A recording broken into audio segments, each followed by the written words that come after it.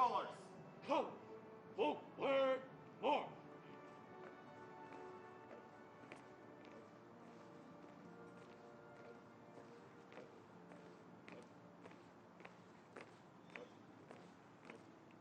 Mark time. Left wheel. March.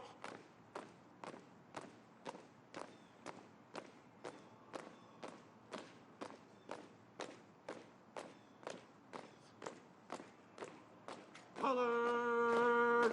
Halt. Present arms.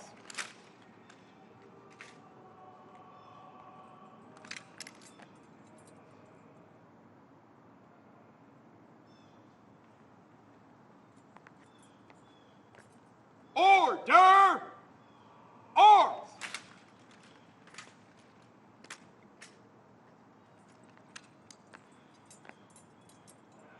Retire the colors.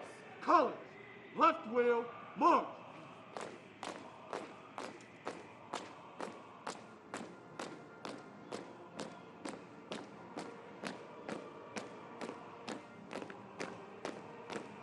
Ready, step.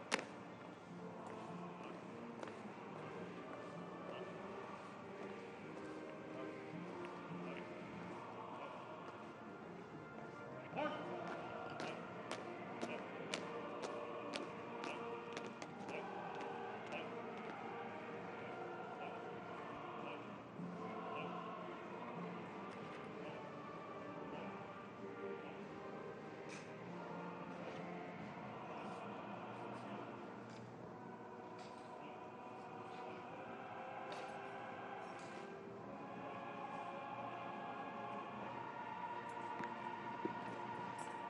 Commanders, take charge of your units. Merging zone. Left side. Left. Forward. Left. About. Fight. Forward. Arms. Hello. Hit. Hard. Hard.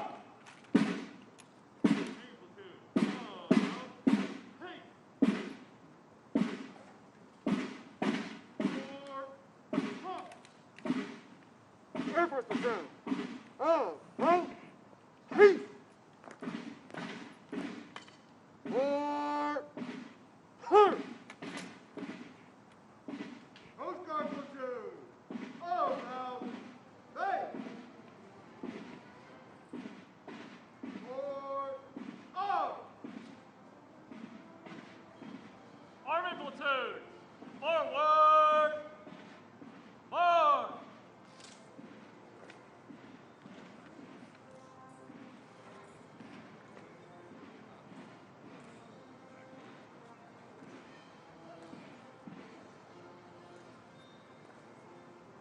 Marine platoon, forward,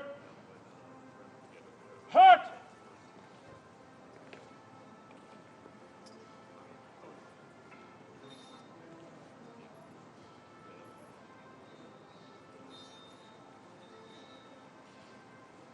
Navy platoon, forward, hut.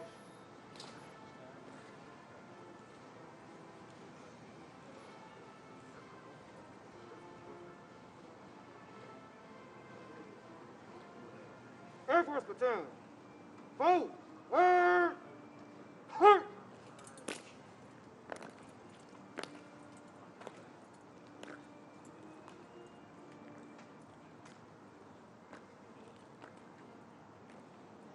Coast Guard platoon. Forward. March.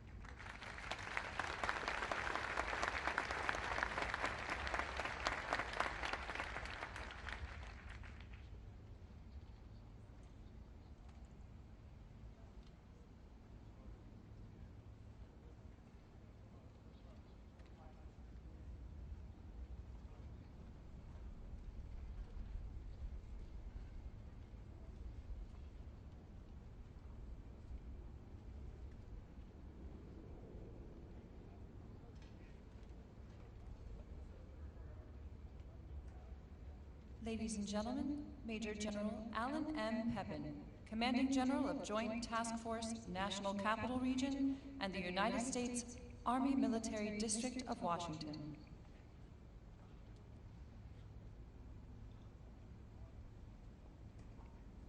Ms. Karen Durham Aguilera, Executive Director, Office of Army Cemeteries and Army National Military Cemeteries.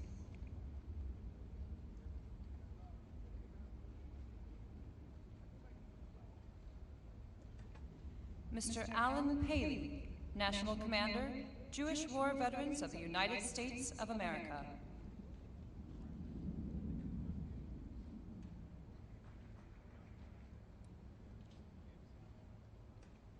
And the Honorable Dennis Mcdonough, Secretary of Veterans Affairs.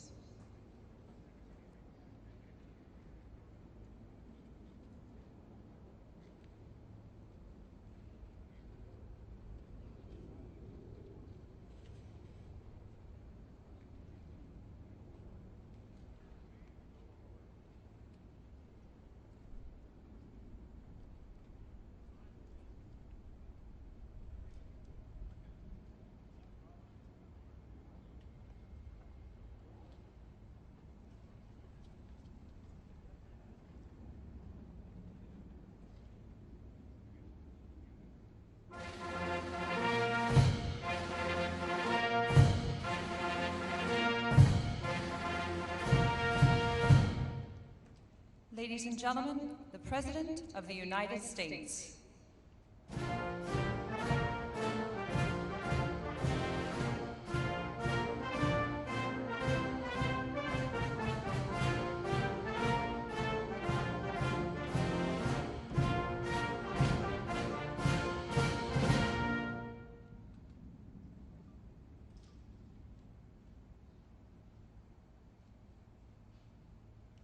Ladies and gentlemen, please remain standing for the invocation.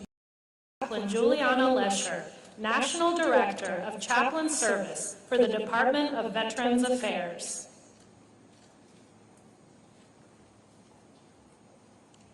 Let us pray.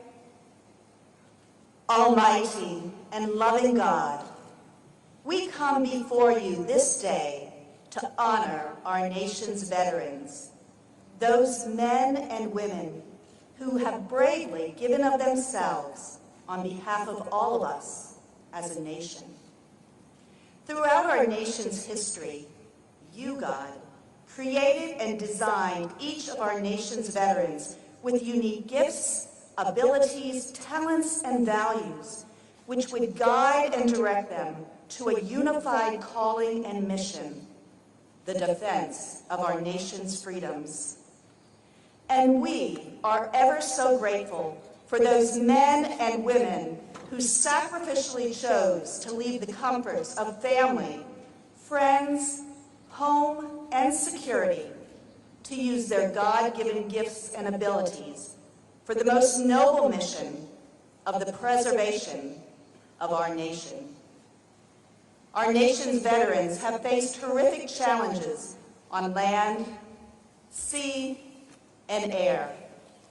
And you, as our omnipresent and ever-abiding God, have strengthened and upheld our service members and veterans through their darkest hours. You are the God who sees and understands each of us. Though humanly we do not know the names and diverse characteristics of all who have served, you, God, know. As the inscription on the tomb of the unknown reminds us, here rests, in honored glory, an American soldier known but to God. Thank you for uniquely designing each of us, for knowing each of us, and for your everlasting care. As we honor our nation's veterans, may you, God, continually equip each of us to give of ourselves in a purposeful mission and calling which seeks to uphold and honor the well-being of our nation. In your holy name we pray. Amen.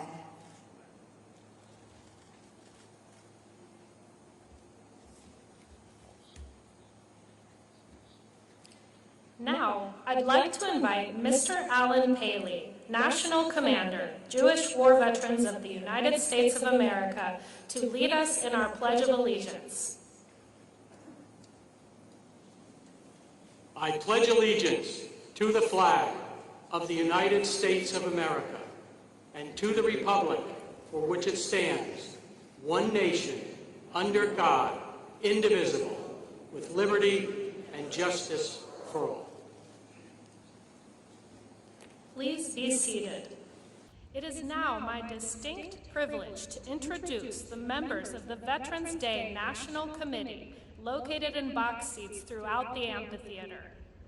The committee was formed by presidential order in 1954 to plan this annual observance in honor of America's veterans and to support Veterans Day observances throughout the nation.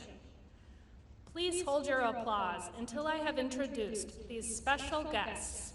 If you're able, please stand when your name is called. Mr. Alan Paley, National Commander, Jewish War Veterans of the United States of America. Mr. Tom Burke, National Vice President, Vietnam Veterans of America. Mr. Matthew M. Fritz Mahelchik, Commander-in-Chief, Veterans of Foreign Wars. Retired Navy Chief James W. Campbell, National President, Fleet Reserve Association. Mr. Gregory S. Hoon, National Commander, AMVETS. Mr. Charles Shearer, National Commander, Army and Navy Union. Retired Navy Fleet Master Chief Paul A. Kingsbury, President, Non-Commissioned Officers Association. Mr. Corey D. Bates, National Vice Commander, the American Legion. Mr. James McCormick, National Commander, Military Order of the Purple Heart. Retired Marine Corps Sergeant Major Johnny Baker, National Commandant, Marine Corps League. Retired Army Chaplain Brigadier General Robert Pliskowski, National President, Military Chaplains Association. Retired Marine Corps Corporal Charles Brown, National President, Paralyzed Veterans of America. Retired Marine Corps Lieutenant Colonel Jack Murray, National Commander, Legion of Valor of the United States of America. Retired Army Lieutenant Colonel Michael A. Oken, MD, Commander-in-Chief, Military Order of the World Wars. Mr. Justin Jump, National President, the Retired Enlisted Association. Retired Army Staff Sergeant Leroy A. Petrie, President, Congressional Medal of Honor Society. Mr. Andy Marshall, National Commander, Disabled American Veterans. Retired Air Force Lieutenant General Dana T. Atkins, President and Chief Executive Officer, Military Officers Association of America. U.S. Public Health Service Commander Kelly Valente, Chair, Board of Directors, Commissioned Officers Association of the United States Public Health Service. Retired Air Force Chief Master Sergeant Carrie Wright, International President, Air Force Sergeants Association. Mr. Robert Swan, National Commander, Polish Legion of American Veterans. Mr. Jeffrey J. Brodeur, National President, Korean War Veterans Association. Mr. Luis A. Vasquez Contiz, National Commander, American GI Forum. Mr. David Crum, National Commander, Catholic War Veterans of the United States. Mr. Joseph D. McNeil, Sr., National President, Blinded Veterans Association.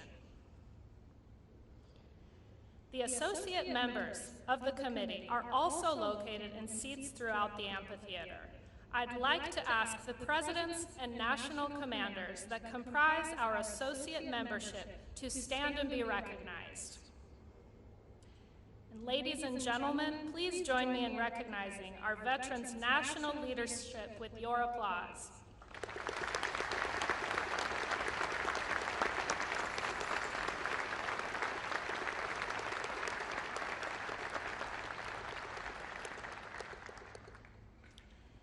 It is now my pleasure to introduce the Executive Director, Office of Army National Cemeteries and Army National Military Cemeteries, Ms. Karen Durham Aguilera.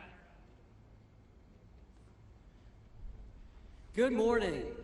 On behalf of the dedicated men and women who serve here, welcome to Arlington National Cemetery. I would like to extend a warm welcome to the 46th President of the United States, President Joe Biden. Thank you, Mr. President, for being here today, honoring our nation's veterans. And our First Lady, Jill Biden, welcome.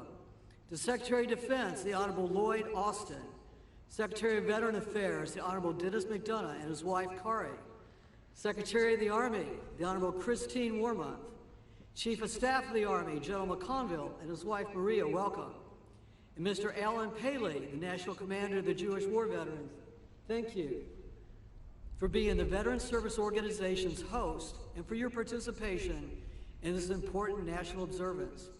And to all dignitaries and families and everyone watching from across our great nation, thank you for being with us today. The cemetery is beautiful this time of year, and it is fitting that we once again recognize our veterans on these most hallowed grounds. Today is a celebration of honor, duty, and patriotism. Arlington National Cemetery is a solemn place surrounded by over 400,000 soldiers, sailors, Marines, airmen, and Coast Guard men, and their families who have proudly served our nation in peacetime and in war.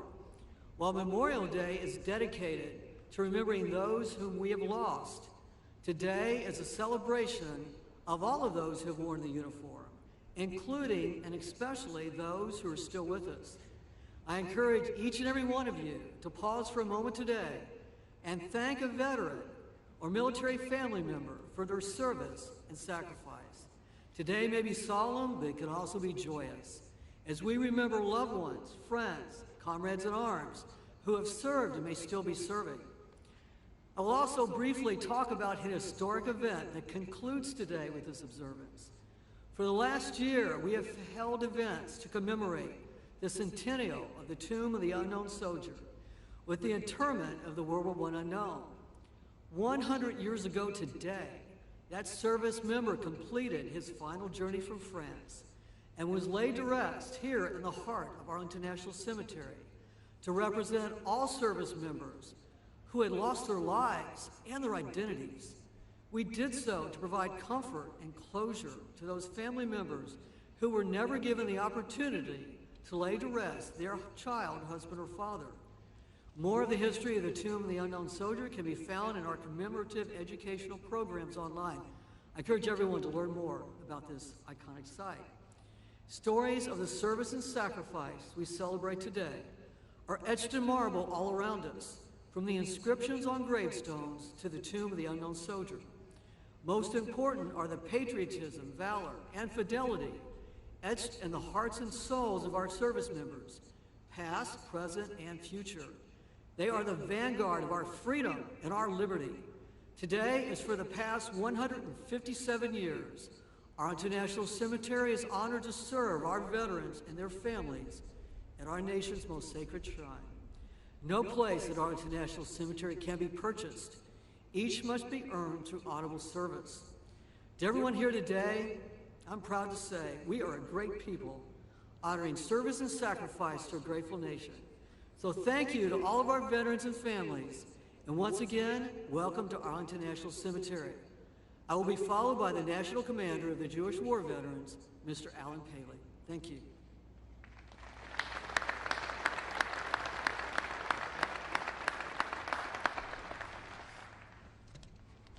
President Biden, Secretary Mcdonough, Director Aguilera, Major General Pepin, distinguished guests, my fellow veterans, ladies and gentlemen. On Veterans Day, at the 11th hour on the 11th day of the 11th month, we pause for a few brief moments to both honor and pay tribute to the men and women who served in the defense of our country and then returned home. We owe you our thanks, our respect, and our freedom. George Washington spoke about the country's obligation to care for its veterans and their families. He said, "The willingness with which our young people are likely to serve in any way shall be directly proportional to how they perceive the veterans of earlier wars were treated and appreciated by their nation." Let us remember, treated and appreciated. Engraved on a granite wall of the Korean War Memorial a short distance from here is a simple but powerful phrase: freedom is not free. The freedoms we enjoy today were made possible by the more than 19 million living veterans and countless others who served in the defense of our country. The symbols of America and freedom are interlocked, and they are present here today. The flags flying, the white grave markers, and all of us, the veterans and service members who protected our nation. It is you that we celebrate and honor today. Our work continues as citizens in supporting America's veterans and service members. JWV and VSOs must continue to fight for adequate funding for VA services and assure that issues facing veterans from all eras remain at the forefront. I call on each of you to take action and make your voice heard on issues we continue to face, including ending homelessness, increasing access to health care, delivering mental health care, reducing claims processing times, deploying integrated electronic health records, and addressing toxic exposure concerns in a comprehensive way. Seated throughout the amphitheater this morning are the leaders of many veteran service organizations. Every VSO was created with the purpose to advocate for the unique needs of the veteran community. VSOs understand and work tirelessly to maintain and improve the benefits we earned. There is strength in numbers, and veterans must continue to be strong advocates and have our voices heard. When the Jewish War Veterans celebrated its 100th anniversary, our national commander, Robert Zweiman, also addressed this gathering. His closing remarks that day are just as powerful today as they were in 1996.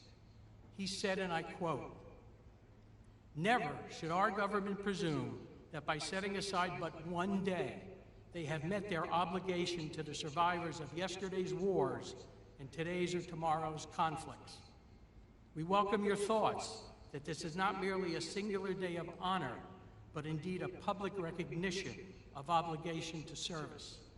And we welcome your concerns that such obligation must be answered with compassion and with resolve," end quote. I stand before you as a veteran myself. As we honor, celebrate, and share thanks, we must remain vigilant and continue to ensure that the freedoms, benefits, and services we enjoy today remain with us for centuries to come.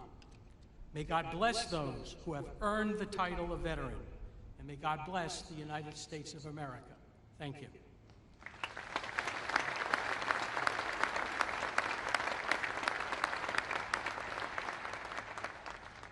It gives me great pleasure to introduce the 11th Secretary of Veterans Affairs, the Honorable Dennis Mcdonough. Before coming to VA, Secretary Mcdonough served as the 26th White House Chief of Staff, working across the cabinet to develop and execute critical U.S. priorities in national security and domestic policy. Before his tenure as Chief of Staff, he served as Principal Deputy National Security Advisor, Chief of Staff of the National Security Staff, Deputy National Security Advisor for Strategic Communications, and Chair of the National Security Council's Deputies Committee.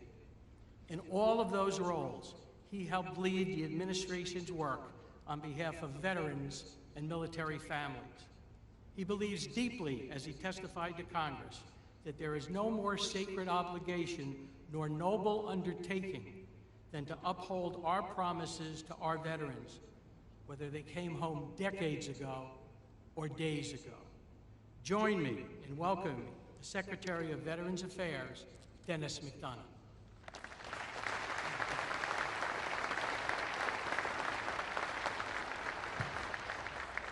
Thanks, Alan, for that very generous introduction, for your service to our country, and for leading today's fantastic host organization, Jewish War Veterans of the United States of America. Mr. President, welcome. My deepest thanks to you and to the First Lady for being here. We are forever grateful for your leadership, for your unwavering support of our nation's veterans, their families, caregivers, and survivors. Let me also acknowledge the distinguished leaders from the Cabinet, Congress, VA, veteran service organizations, veteran family and caregiver advocacy organizations, and our Veterans Day National Committee. It's great to be here with you. Most of all, thanks to the veterans, their families, caregivers, and survivors with us this morning. This day is your day, and it's an honor to spend it with you. Each year, America pauses on November 11th to remember and recognize those men and women who fought our nation's wars and defended us during periods of restless peace. From the beginning of our fight for independence at Lexington and Concord to the end of the longest war in American history in Afghanistan, millions of veterans have risked their lives to preserve the democratic ideals of this great nation. We live in peace and prosperity today because of them and because of you. On this day, we must not only appreciate those great blessings and the vets who delivered them, we must also remember the terrible cost at which they came. Veterans have told us of the costs of war throughout history. In letters home from World War II, Captain George Montgomery of the 82nd Airborne Division described his experience on D-Day, writing, "I never, in my wildest dreams, knew such terror could grip your very soul." Senator Max Cleland, an indefatigable patriot, hero of the war in Vietnam, and the father of the modern VA, who passed away earlier this week, echoed that sentiment, writing, "War is as close to hell on earth as anything ever could be." Sentiments like these have been expressed by veterans of every conflict. Those who bore the bloody battles of the American Civil War, the hellish trenches of the First World War, the frozen mountains of Korea, the jungles of Vietnam, the cities, deserts, mountains of Iraq and Afghanistan.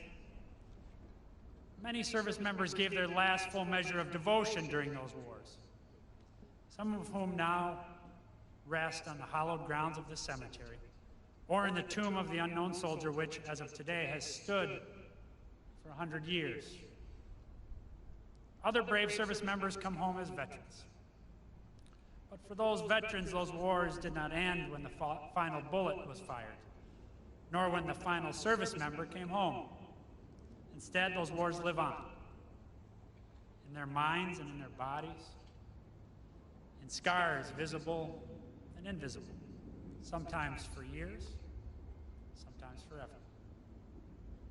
This day, Veterans Day, is our day to honor the vets who made those sacrifices, a day to remember what they've done for us, a day to recognize that when those veterans serve and sacrifice, so do their families, their caregivers, their survivors.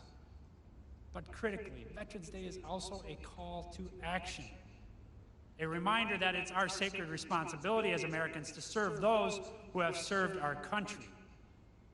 That call to action dates all the way back to President Lincoln's second inaugural, when he charged a wounded nation to care for those who shall have borne the battle and for their families, survivors, and caregivers. And that same call echoes today when President Biden reminds us that our nation's most sacred obligation is to prepare and equip troops we send into harm's way and to care for them and their families when they return home. At VA, that means we're providing veterans with world-class health care, with benefits they've earned and so rightly deserve, with a lasting resting place that's a tribute to their service. And with President Biden's leadership, VA is doing exactly that, providing more care, more benefits, and to more veterans than at any time in our nation's history. But this day reminds us that it's not just the job of VA to serve veterans, their families, survivors, and caregivers. It's the job of every American. Because whenever someone signs up to honor our country in the military, our nation makes them a simple promise. If you take care of us, we'll take care of you. If you fight for us, we'll fight for you. If you serve us, we'll serve you when you come home. The thing is, our nation as a whole makes that promise.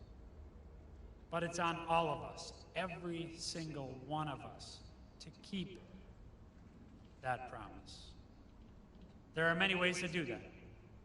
From reaching out to the veterans in your life, to lending a hand when a veteran needs help, to doing your small part to uphold the principles of democracy for which veterans have fought and bled to defend.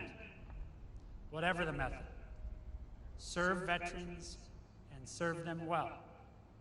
Remember their sacrifices, recognize their service, and recommit and renew your pledge to them, because that is our most sacred responsibility as Americans on this Veterans Day and every day. I know of no one who keeps that promise better than President Biden. As a senator, as vice president, and now as president, and as the surviving father of an Iraq war veteran, President Biden has dedicated so much of his life to serving those who have served us. Veterans, their families, survivors, and caregivers could not ask for a stronger advocate. And so, without further ado, it is my great personal and professional honor to present to you our Commander-in-Chief, the President of the United States of America, Joe Biden.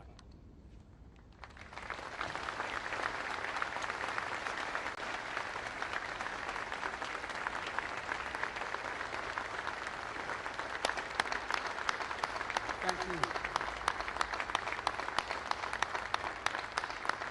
Thank you, thank you. Thank you, Mr. Secretary.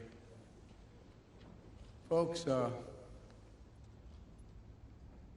being President of the United States, you are afforded many opportunities to try to express your love, commitment, and admiration for the American people. And I must say to you that the single greatest honor I have been afforded as president is to stand before so many of you, those Medal of Honor winners out there, and talk about Veterans Day and veterans. I want to welcome all the cabinet members and honored guests joining us today, including the father of our Secretary of State, who served in the Army Air Corps during World War II, Ambassador Donald Blinken, whose birthday is today. Happy birthday.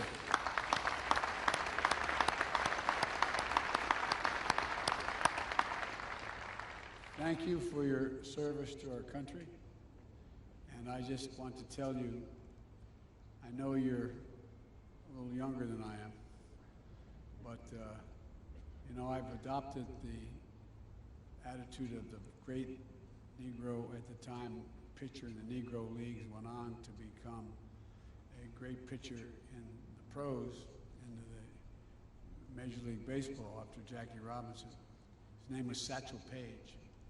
And Satchel Paige, on his 47th birthday, pitched a win against Chicago. And all the press went in and said, "Satch, it's amazing.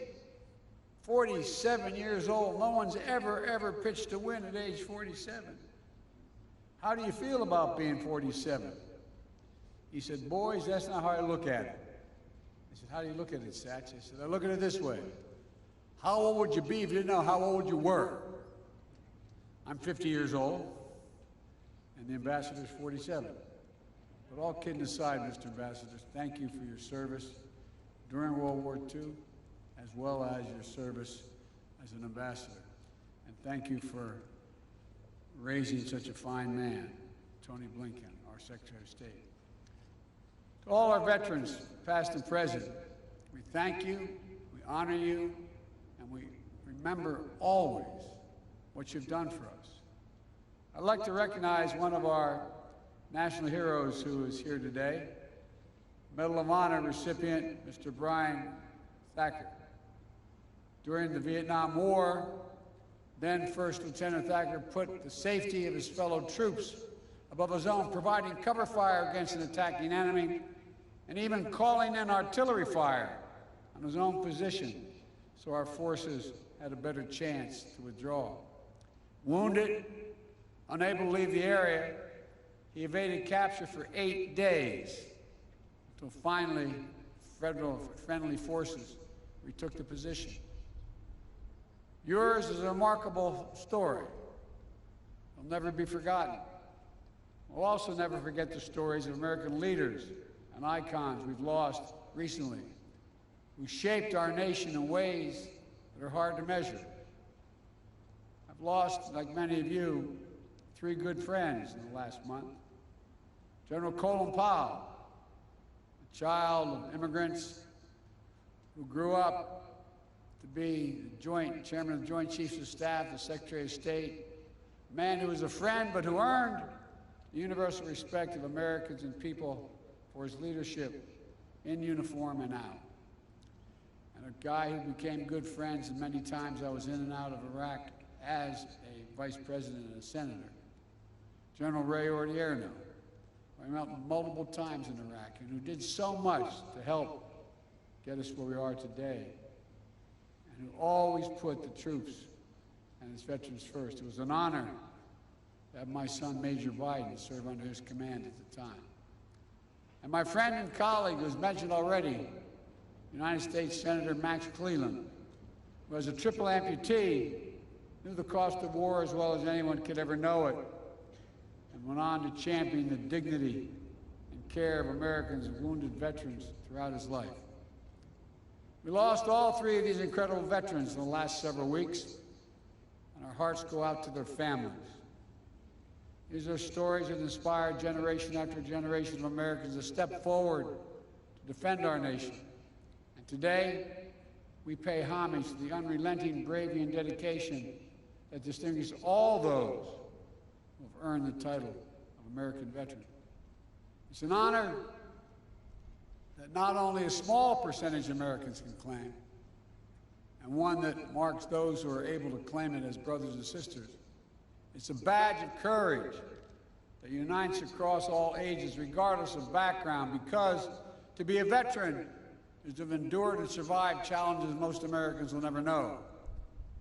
You've come through the trials and testing, braved dangers and deprivations, faced down tragic realities of war and death. You've done it for us. You've done it for America, to defend and serve American values, to protect our country and our Constitution against all enemies, and to lay a stronger, more secure foundation on which future generations can continue to build a more perfect union. Each of our veterans is a link in a proud chain of patriots that has stood in the defense of our country from Bunker Hill to Belleau Woods Gettysburg to Iwo Jima, Chosin Reservoir to Konar Valley. Each understood the price of freedom, and each shouldered that burden on our behalf. Our veterans represent the best of America. You are the very spine of America, not just the backbone, you're the spine of this country. And all of us owe you. And so on Veterans Day, and every day we honor that great debt and recommit ourselves to keeping our sacred obligation as a nation to honor what you've done. We have many obligations to our children, to our elderly, to those truly in need. But I've gotten in trouble way back when I was a young senator for saying we only have one truly sacred obligation. We have many obligations, but one truly sacred obligation. To properly prepare those and equip those who we send into harm's way and care for them and their families while they're both deployed and when they return home. This is a lifetime sacred commitment. It never expires. And for me and for Jill and for the entire Biden family, it's personal. When Bo was deployed to Iraq, after spending 6 months in Kosovo as an assistant U.S. attorney trying to set up a criminal justice system, I got a call from him one day. He said, "Dad, what are you doing Friday?" And I said, "What do you need, hon?" What do you need? He said, "I'd like you to pin my bars on." I said, "What in the heck have you done?" He said, "Someone's got to finish these wars, Dad." True story. Jill and I learned what it meant to pray every day for the safe return of someone you love. So many of you have done it. Our grandkids learned what it meant to have their dad overseas in a war zone instead of back at home for a year, tucking them into bed and reading that story every night. Thousands of Americans, tens of thousands, have had that experience. As the English poet John Milton wrote, "They also serve who only stand and wait."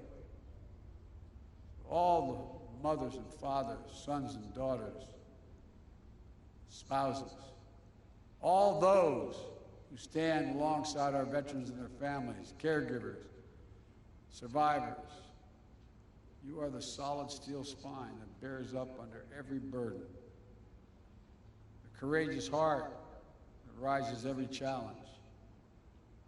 We've asked so much of you for so long, and our nation is grateful.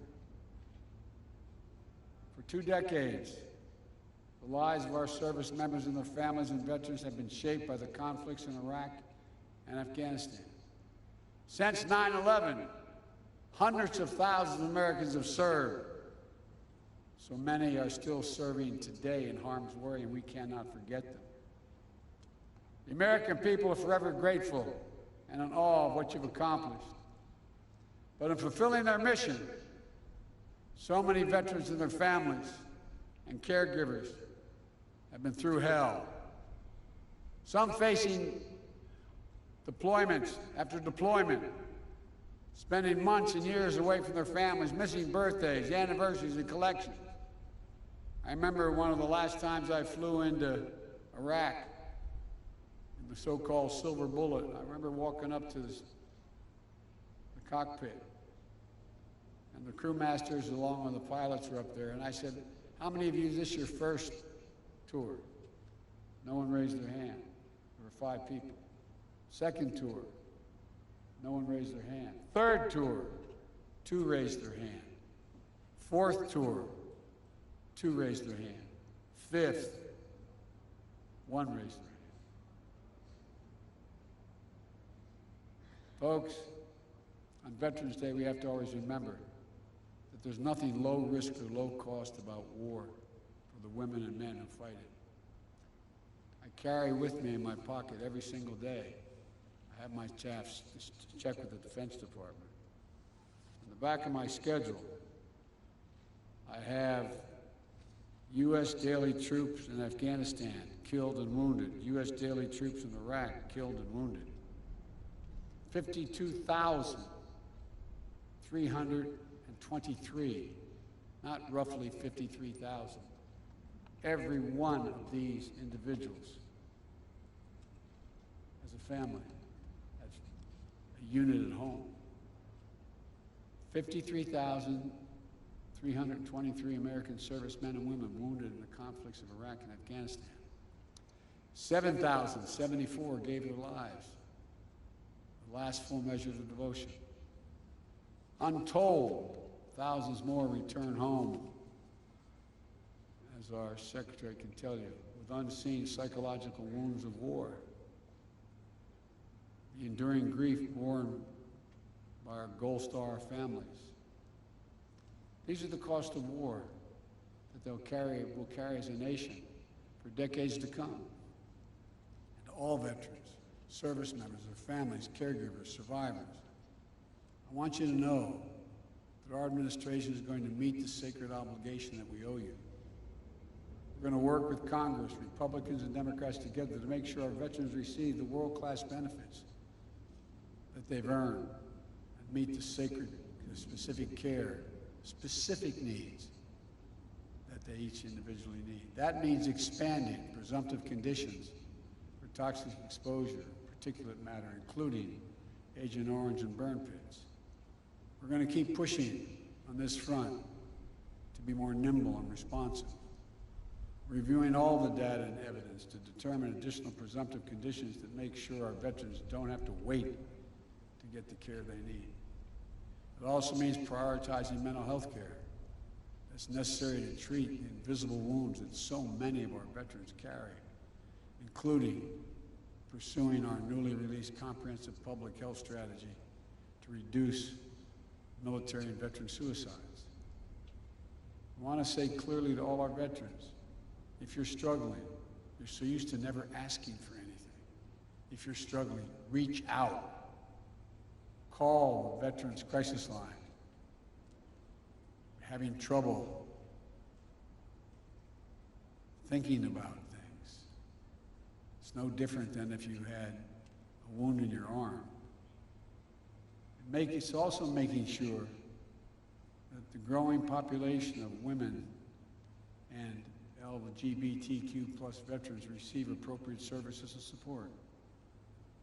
As we continue our efforts to defeat the pandemic and build back better, it means keeping the needs of veterans front and center. The American Rescue Plan included $17 billion to support VA's COVID-19 response, to get vaccine shots in arms as fast as possible, and to fund programs that provide rapid retraining assistance for veterans who may have lost their jobs in the pandemic, housing assistance, debt forgiveness, and to invest in improving VA facilities and the living conditions of vulnerable veterans.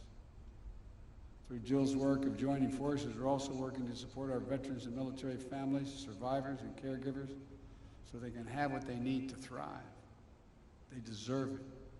As Secretary Mcdonough noted, this Veterans Day also marks the centennial of one of the most hallowed American monuments, the Tomb of the Unknowns. 100 years ago today, an American soldier of the First World War, as the tomb says, known but to God, end of quote, completed the voyage from an unidentified battlefield in France over the rough Atlantic seas, here to Arlington National Cemetery. He lay and stayed under the Capitol Rotunda for 2 days on the same plinth that held the body of Lincoln, as 90,000 Americans came to pay respects. On the final leg of his journey, he was escorted from the Capitol by the President of the United States, the Chief Justice of the Supreme Court, members of Congress, General Pershing, and the Chiefs of Staff, Medal of Honor recipients, all walking, as the Washington Post said, processing without parallel, to give honor due to American servicemen. Not just the anonymous soul today entombed in gleaming marble, but the generations of Americans who dared all, risked all, gave all for the cause of freedom. To commemorate in the wounds of the member, in the words of a member of Congress who proposed the legislation creating the memorial, an American warrior, quote, this is the quote, who typifies the soul of America. You veterans are the soul of America, America's soul. It's why our veterans have always fought, always been willing to put themselves on the line. That the first unknown lies now with his brethren, unnamed warriors from later wars, fellow patriots who picked up the mantle of honor and made it their burden. Today, 100 years later, we keep a sacred watch over their graves. Generations of elite sentinels have taken the post, pledging their eternal vigilance. We lay wreaths, we renew our oaths, we stand in solemn awe of such fidelity.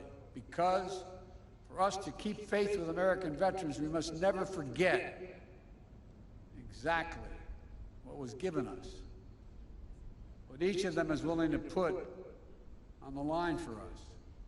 We must never forget that it is the mighty arm of the American warrior, never bending, never breaking, never yielding, generation after generation, has secured for us the blessings of a nation that still stands today as a beacon of liberty, democracy, and justice around the world. God bless you all. God bless all American veterans and those who proudly earn that title. And may God protect our troops. Thank you.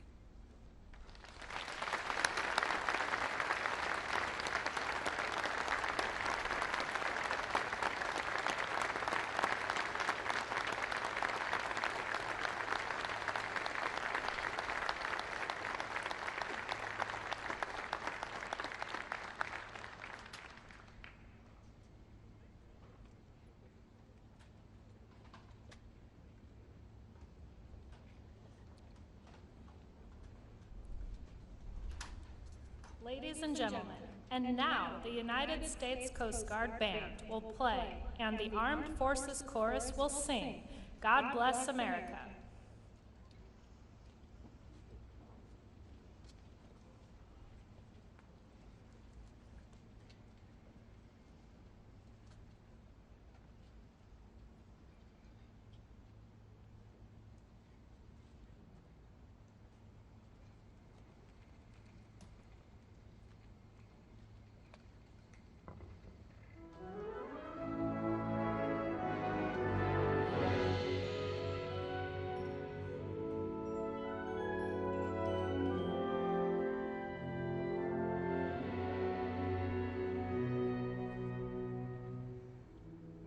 The storm clouds gather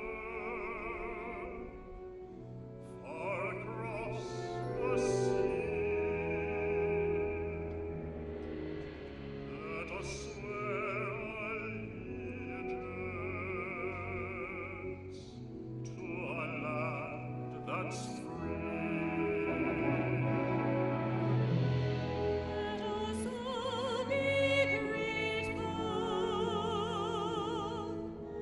For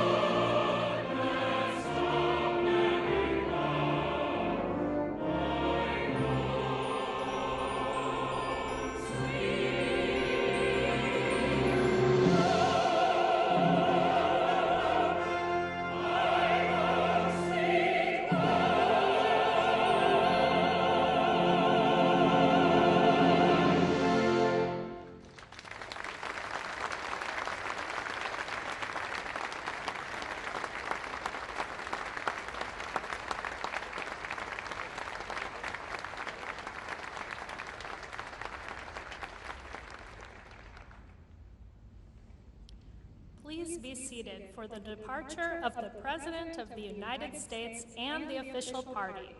Thank you for joining us today as we celebrate and honor all who served.